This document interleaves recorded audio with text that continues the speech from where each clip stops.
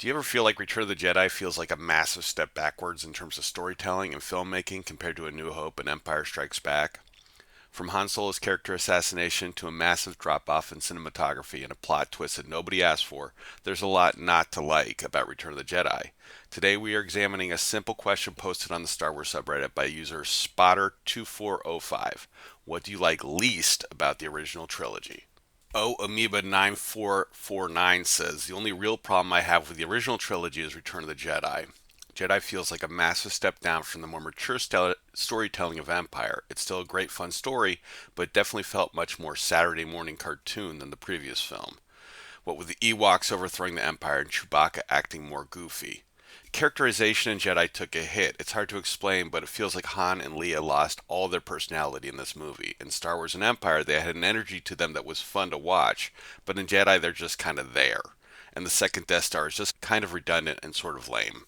Mystical Piplup says, yeah, I remember someone pointing out that Han basically does nothing of value in Jedi and has no character arc, and that always stuck with me. He is completely replaceable in that movie and honestly weirdly flanderized. M4 Arshmallow Man says, what really upset me is how much of a step down Return of the Jedi cinematography is. I recently graduated from filmmaking school and finally rewatched The Empire Strikes Back for the first time in years. I had to pause multiple times during Empire to take in how incredible some of the shots were. Even in the mundane dialogue shots, the cinematographer finds ways to frame everyone's position so that it's crystal clear what role each character plays in the scene. Return of the Jedi feels like someone just took a camera and recorded what was happening. It's fine, but it feels like there are so many missed opportunities to turn good scenes into something really special. It hurts even more when you see how the mid cinematography is juxtaposed by some of the most incredible practical effects ever printed to celluloid. It all could have been so much better. Okay, Ambitious Welder 159 responds to that.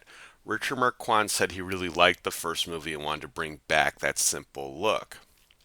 Marshmallow Man responds to that. He says, what I heard is that George Lucas was upset how far The Empire Strikes Back went over budget and wanted Return of the Jedi to have a more TV style production schedule, hence his hiring of Marquand. The irony, of course, is that Return of the Jedi ended up being the most expensive film in the trilogy. So Ambitious Welder 159 responds to that, well, he was mad at the Directors Guild of America for fining him $250,000, which is just over $1 million today, because he put Irvin Kershner's credit at the end, which Kershner didn't mind. Kershner said, the audience cheers when they see my name. So Lucas went outside the DGA for a director. He did want Marquand to shoot more coverage than Kirshner did and shoot scenes with two cameras so he could have more choices in the editing room, and this limited how cinematographer Alan Hume could light the scenes. Daggins24 says Luke and Leia being brother and sister was a totally unnecessary plot twist introduced the last minute that retroactively made Empire a worse film. Then T. Huddleston says, this one is a big one for me. Even at the time, people didn't care for it. The Vader reveal in Empire blew everyone's mind. And the Leia reveal just kind of made everyone say, huh? The sense was that Lucas was trying to one-up himself with another crazy twist out of nowhere. But this one had the added baggage of the previous movie showing some romantic interest between Luke and Leia, at least on Luke's part.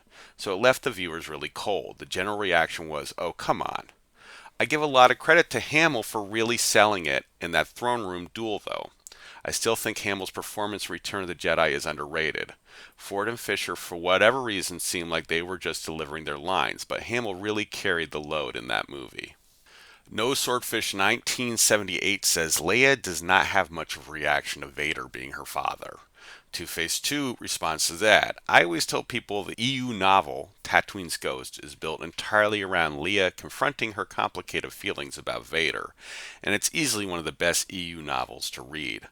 Han and Leia go on a spy mission to Tatooine. There's a survival tension when Han gets trapped in a desert cave, and Leia meets people who only knew Anakin as the bright-eyed slave child who won his freedom in the big race.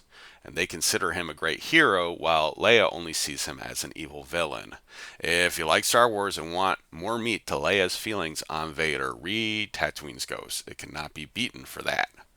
Well, gang, that's it. I've been making videos where I read the Star Wars subreddit, and that's it. If you're on the bus and you get dizzy reading on your phone or something, this might be the channel for you.